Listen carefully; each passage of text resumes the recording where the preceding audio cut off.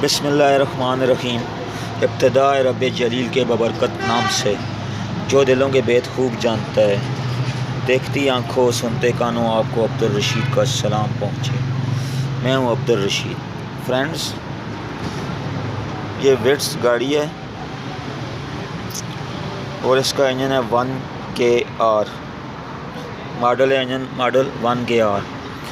इसको हम ओपन कर रहे हैं। गाड़ी का साउंड भी ठीक नहीं है। अभी ओपन करके चेक करेंगे कि किस पार्ट्स की आवाज़ है, और साथ में स्मोक भी दे रही है, ऑयल भी कम कर रही है। वो किस वजह से कम कर रही है ये भी चेक करेंगे। जो काम इसके इंजन में हुआ वो हम करेंगे और आपके साथ शेयर करते रहेंगे, आपको बताते रहेंगे साथ साथ। अभी हमने इसका काम स्टार्ट कर दिया है।